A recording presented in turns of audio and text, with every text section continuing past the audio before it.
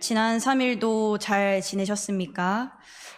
오늘도 하나님의 은혜를 사모하며 나온 여러분들께 하나님의 은혜와 또한 축복이 가득하시기를 소망합니다. 우리 옆에 계신 분들과 이렇게 한번 인사 나눠볼까요? 옆에 혹시 누가 계시지 않는다면은 멀리 봐서라도 꼭 눈을 맞추시고 이렇게 인사하면 좋겠습니다. 시원한 바람이 불어오니 살만합니다. 네, 한 번 더 인사하시겠습니다. 무더운 여름을 보내시느라 억수로 고생하셨습니다. 네, 정말로 고생 많으셨습니다. 이제 아침, 저녁으로 좀 선선한 바람도 불어오고 더위가 한물 간 것 같습니다. 시원한 날씨를 주신 하나님께 감사하며 또 가을이라고 해서 마음이 싱숭생숭하다는 이유로 어디 멀리 가지 마시고 하나님께 딱 붙어서 행복한 신앙생활을 이어가는 평화교회 성도님들 되시기를 축복합니다. 말씀을 나누기에 앞서서 자랑 하나 하고 말씀을 이어가려고 합니다. 제 자랑은 아니고요. 눈에 넣어도 아프지 않는 우리 사랑스러운 평화교회 영유치부 아이들 자랑입니다. 영유치부 아이들이 하나님께 예배하는 모습을 보고 있으면 가끔 우리 어른보다 더 하나님의 말씀에 집중하고 몰입하는 것을 보게 됩니다.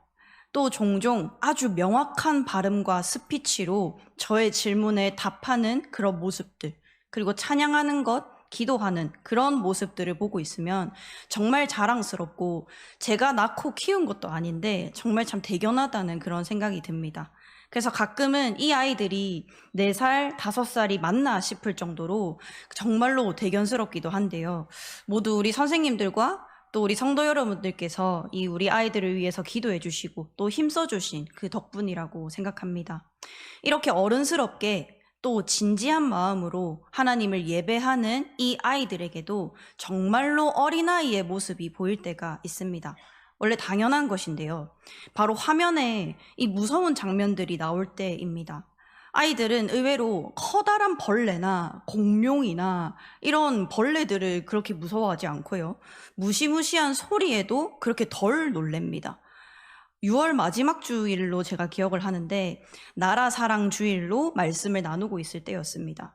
아이들에게 6.25 전쟁에 대해서 설명을 하고 하나님께서 사랑하시는 우리나라를 위해서 함께 기도해야 한다라는 이런 이야기를 나누고 있었습니다. 그때에 남과 북으로 나눠진 우리나라의 모습, 사실 그림이었거든요. 우리나라의 모습, 그리고 집과 가족을 잃어버리고 길거리에 앉아서 울고 있는 그림, 그 사람들, 그리고 서로 총을 겨누고 있는 그 그림을 보여줬는데 아이들 반응이 어땠는지 아십니까? 하면서 한동안 아무 말을 하지를 못하는 것입니다. 아이들이 정말로 겁에 질려서 한동안 아무 말도 하지 못하고 제가 무슨 말을 해도 이렇게 가만히 바라보고 있는 그런 모습을 봤습니다. 이렇게 누군가는 등골이 오싹해지는 공포영화를 아무렇지 않게 몇 번이고 보는 사람이 있는 반면에 공포영화를 무서워하는 사람들도 있습니다. 기어다니는 벌레는 무섭지 않지만 전쟁의 모습을 나타낸 그 그림을 보여줬을 때 겁에 질려서 눈물을 글썽이던 그런 아이들처럼 각자에게 무서운 것은 다릅니다. 여러분들께 가장 무서운 것은 무엇인가요? 누군가는 사람이 무섭고 누군가는 동물이 무섭습니다. 또 누군가는 어떤 분위기를 무서워하기도 합니다. 이렇게 저마다 무서워하는 것은 다르고 거기에 따른 반응도 제각각입니다. 그런데 오늘 말씀에는 대부분의 사람들이 고개를 끄덕일 만한 타당한 이유로 무서운 일을 겪게 된 유다 백성들의 이야기가 등장합니다. 유다 백성들은 하나님과의 언약을 스스로 파기시켰고 거기에 합당한 징벌을 받게 될 것을 이 선지자 예레미야를 통해서 듣게 됩니다. 하지만 이들의 반응이 어땠습니까? 유다 백성은 그러한 예레미야의 예언적 선포에도 불구하고 귀 기울이지 않았고 오히려 자신들이 징벌을 받지 않을 것이라고 자부하고 있는 모습을 보여주고 있습니다. 함께 읽은 말씀은 이 유다의 죄악과 또한 하나님의 징벌, 그러나 그 속에서 피어난 하나님의 끝없는 사랑을 계속해서 보여주고 계십니다. 하지만 동시에 이 죄악에 대한 벌은 절대 피할 수 없는 필연적인 것임을 잘 보여줄 것입니다. 그럼에도 불구하고 우리를 끊임없이 회개의 자리로 부르시는 그 하나님의 사랑을 새롭게 깨닫는 은혜가 이곳에 가득하기를 소망합니다. 그래서 마침내 합당한 회개에 이르는 우리 모두가 되기를 소망합니다. 먼저 예레미야서는 잘 아시는 것처럼 유다 왕국의 멸망기를 보내는 백성들의 이야기입니다. 그 속에서 하나님의 말씀을 처절한 마음으로 선포한 이 예레미야의 이야기를 담은 책입니다. 구약의 선지자들 중에서도 비교적 오랜 기간 동안 하나님의 말씀을 대언한 이 선지자 예레미야의 안타까운 심정과 그 마음이 잘 드러나 있고, 이것을 통해서 하나님의 마음도 잘 드러나 있습니다. 예레미야는 주전 627년인 요시야 왕 제13년에 예언 활동을 시작했습니다. 예레미야는 여호아스, 여호야긴, 그리고 시드기야 왕이 다스리는 이 유다에서 활동하면서 아수르가 어떻게 멸망하는지, 그리고 바벨론이 어떻게 성장하는지를 직접 보았던 선지자입니다. 이후에 유다가 멸망하는 과정 속에서 이집트로 망명을 떠나는 사람들로 인해서 강제로 이집트로 끌려가게 됩니다. 예레미야 44장에 나타난 그의 마지막 설교를 끝으로 예언 활동을 마치게 되는 다소 비극적인 삶을 살았던 이 예레미야입니다. 이렇게 예레미야의 전체 일생을 가만히 살펴보고 있으면 온갖 죄악을 저지르고 하나님께로 돌이키지 않는 이 유다 백성들에게 온몸으로 맞서고 있는 그런 모습들을 볼 수 있습니다. 이것과 동시에 고난과 박해에도 굴하지 않고 끝까지 하나님의 말씀을 선포한 이 역동적인 예언자의 모습을 보여주고 있습니다. 오늘 함께 읽은 이 5장에서 예레미야는 유다의 죄악들을 낱낱이 고하고, 비록 가슴 아프지만 유다 백성들에게 하나님의 그 징벌, 하나님의 징벌을 똑똑히 전할 준비를 하고 있습니다. 그렇다면 이 유다 백성들의 근본적인 죄는 무엇입니까? 예레미야 2장 13절 말씀입니다. 우리 화면을 통해서 함께 읽겠습니다. 내 백성이 두 가지 악을 행하였나니 곧 그들이 생수의 근원되는 나를 버린 것과 웅덩이를 판 것인데 그것은 그 물을 가두지 못할 터진 웅덩이들이니라. 유다는 하나님과의 언약을 깨뜨렸습니다. 하나님께서 언약을 통해 제시하신 그 요구에 충실하지 않았습니다.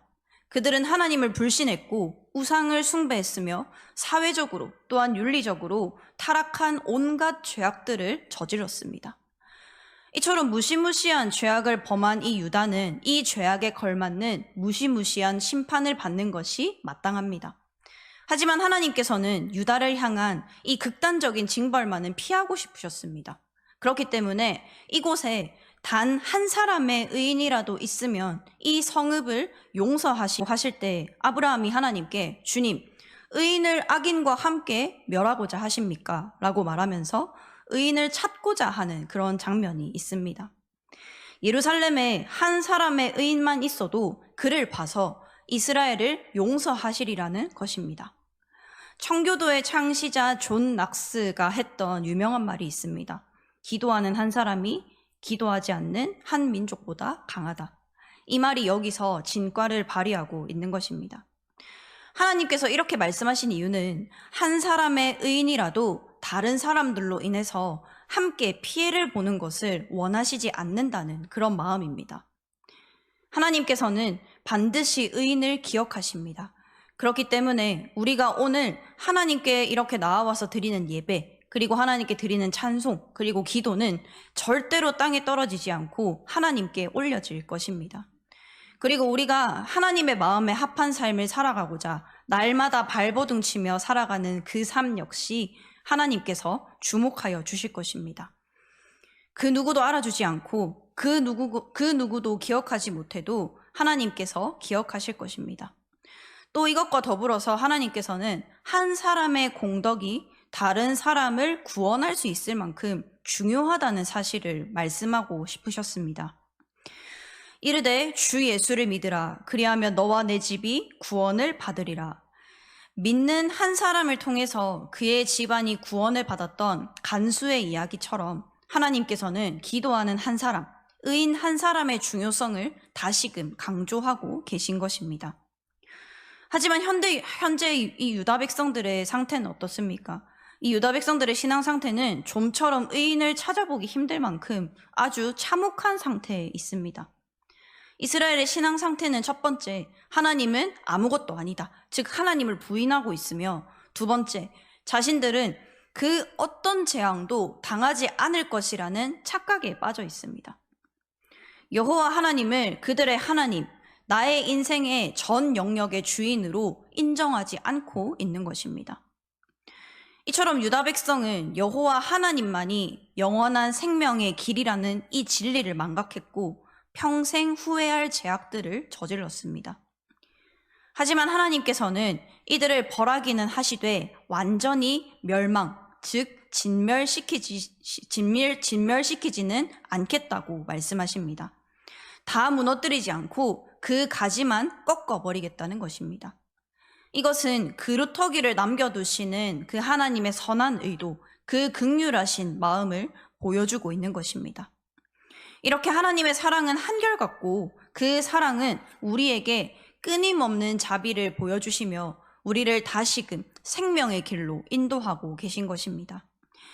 이제 하나님께서는 이스라엘 백성들에게 전하여 가르칠 말씀을 예레미야에게 알려주십니다.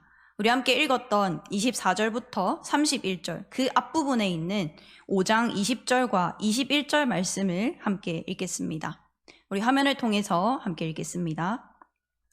너는 이를 야곱 집에 선포하며 유다에 공포하여 이르기를 어리석고 지각이 없으며 눈이 있어도 보지 못하며 귀가 있어도 듣지 못하는 백성이여 이를 들을지어다. 이스라엘의 죄악, 그들은 하나님을 두려워하는 죄를 범했습니다. 하나님께서는 이들에게 단번에 징벌을 주시고 단번에 심판을 주셔야 마땅합니다. 하지만 하나님께서는 그들을 향해 이 심판을 명하시기 이전에 그들의 현재 상태에 대해서 명확하게 말씀해 주고 계십니다. 왜일까요? 이들이 자신의 상태를 깨닫고 지금이라도 돌아오기를 원하시는 것입니다. 어리석고 또한 스스로 깨닫는 능력, 그 지각이 없으며 눈이 있어도 보지 못하고 귀가 있어도 듣지 못하는 이 상태가 지금 이 유다 백성들의 상태라는 것입니다. 이렇게 나빠질 대로 나빠진 그들의 현 상태를 보고 책망만 하시는 듯이 보이지만 사실은 이들이 지금이라도 늦지 않았으니 하나님께 돌아오기를 간절히 원하고 계신 것입니다. 그 마음을 이 구절을 통해서 하나님께서는 우리에게 보여주고 계십니다. 그렇다면 이들이 진정으로 돌이켜야 할 죄악은 어떤 것입니까? 그들은 창조주 하나님 여호와가 철을 따라 비를 주셔서 땅에 소산을 내게 하시는 그 기적적인 존재라는 것을 새까맣게 잊어버렸습니다. 이 철을 따라 비를 주셔서 땅에 소산을 내게 하시는 것, 이것은 오직 하나님께서만이 하실 수 있는 일입니다. 그런데 이것을 이스라엘 백성들은 당연스럽게 여긴 것입니다. 그저 자연스러운 현상 중에 하나라고 생각했던 것입니다. 하나님께서 함께 하시는 기적적인 나의 하루하루를 감사히 또한 소중하게 생각하지 않았던 것입니다. 이것은 하나님의 뜻을 거스르는 죄악으로 번져버렸고 이런 죄들은 결국 하나님의 축복을 막아버리게 된 것입니다. 우리에게 이 회개, 진정한 돌이킴이 필요한 이유는 무엇일까요? 바로 하나님의 축복을 받기 위함입니다. 하나님께서는 우리를 사랑하십니다. 또한 하나님께서는 우리에게 축복을 주시기를 원하십니다.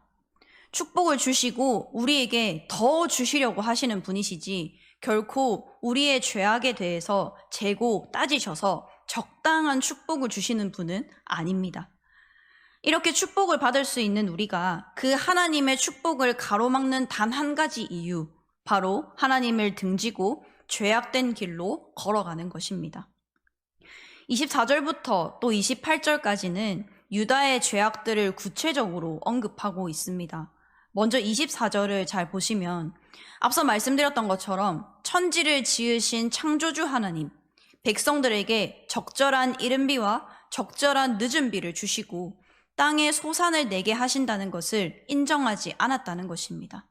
또 하나님만이 그렇게 행하실 수 있음을 인정하지 않고 그러한 하나님을 경외조차 하지 말자라고 이야기하고 있습니다.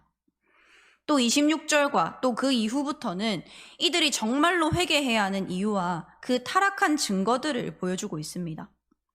하나님께서 이들을 벌하시기로 정하신 이유, 이들의 근본적인 죄악은 하나님께서 언약의 백성들에게 주신 그 언약의 의무를 다하지 않았다는 것에 있습니다. 하나님의 백성이라면, 이 약속의 말씀을 들은 이 언약 백성이라면 약한 자, 약자를 돕는 것은 언약의 백성이 지켜야 하는 의무이며 또한 축복의 조건입니다. 그런데 하나님의 백성, 이 이스라엘 백성은 하나님과의 언약을 무시했습니다. 이웃을 업신여긴 것입니다. 하나님께서 나의 백성이라고 부르는 그 이스라엘 백성, 언약 백성이 가난하고 힘없는 사람들의 울부짖음을 듣기는 들었지만 아랑곳하지 않았다는 것입니다. 오히려 그들을 이용했고 더 중한 괴로움을 그들에게 주고 있는 것을 우리는 볼 수 있습니다. 하나님께서 주신 이 약속의 말씀, 그 언약에는 하나님에 대한 영적인 그 충성의 요구와 함께 이웃 사랑에 대한 명령도 함께 포함되어 있습니다. 레위기 19장 18절 그리고 33절, 34절 말씀을 현대인의 성경 버전으로 함께 읽어보겠습니다. 또 너희는 원수를 갚지 말고 너희 동족에게 앙심을 품지 말며 너희 이웃을 너희 몸과 같이 사랑하라. 나는 여호와이다. 너희는 너희 땅에 사는 외국인을 학대하지 말고 그들을 너희 동족같이 여기며 너희 자신처럼 사랑해야 한다. 너희도 한때 이집트에서 외국인이었음을 기억하라. 나는 너희 하나님 여호와이다. 아멘. 하나님께서 분명히 말씀하셨음에도 불구하고 이들은 이러한 하나님의 말씀을 기억조차 하지 못하고 가난한 자를 학대하고 괴롭히고 있는 것입니다.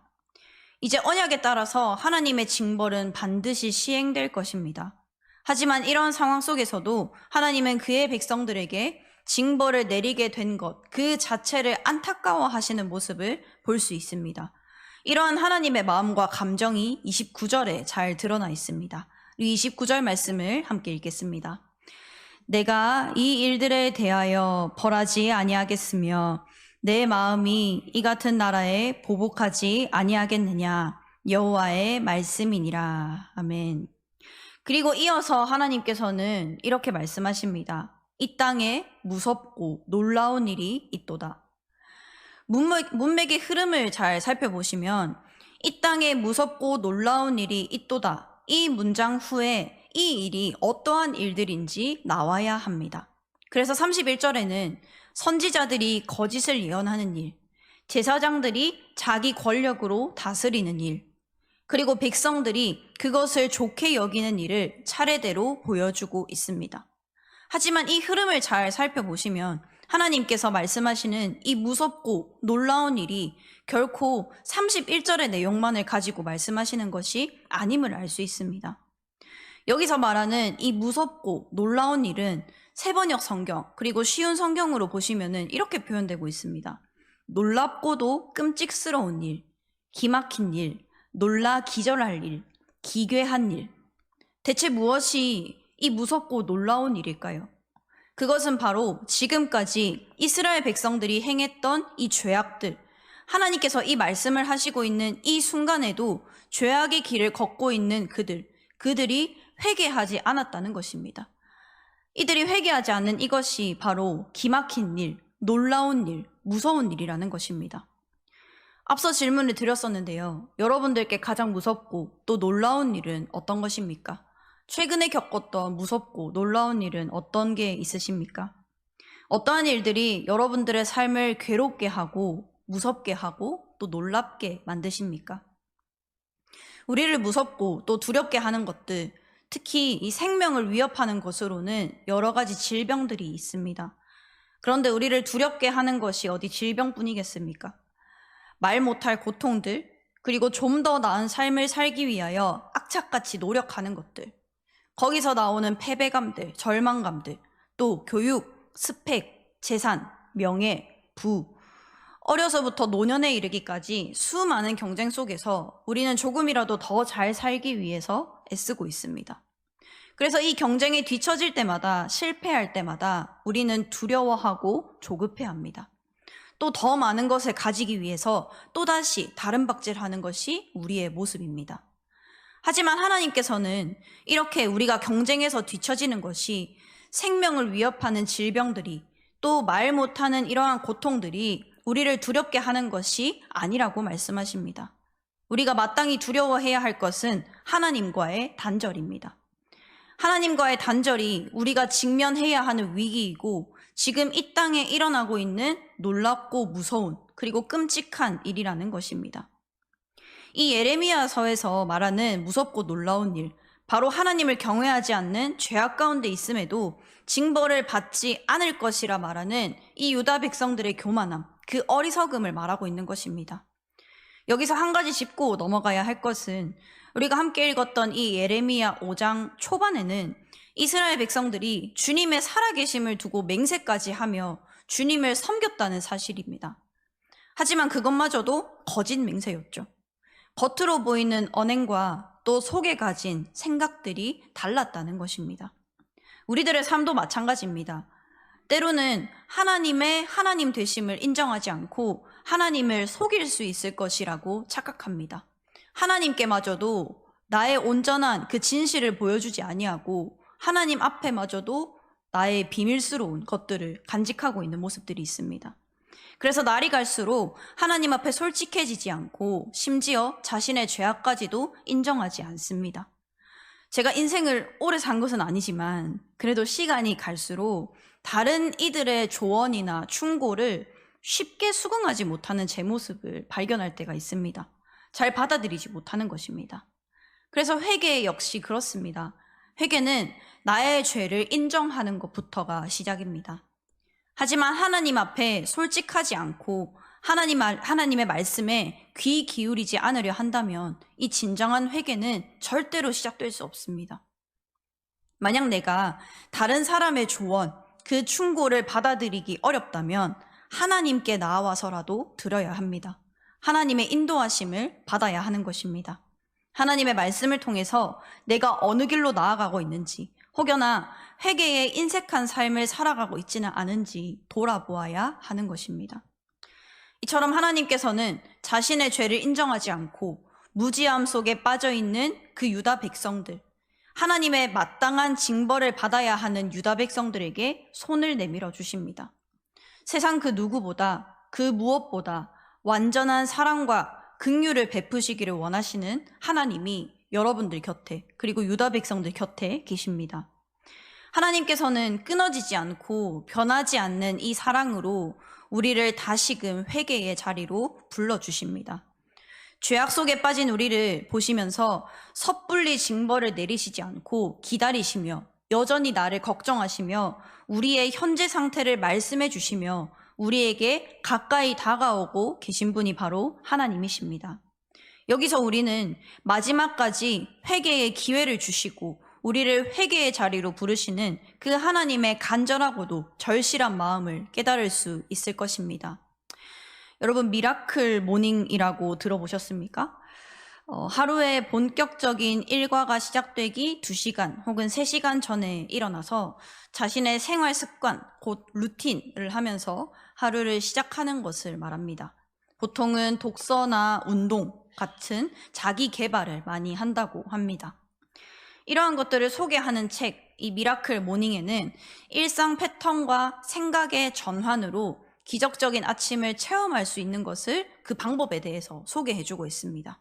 그 중에서도 당신을 평범하게 만드는 것들이라는 소챕터에서는 룸미러 증후군이라는 것을 소개하고 있습니다. 사람들은 저마다 잠재의식 속에 스스로를 한계에 가두는 룸미러가 하나씩 붙어 있다는 것입니다.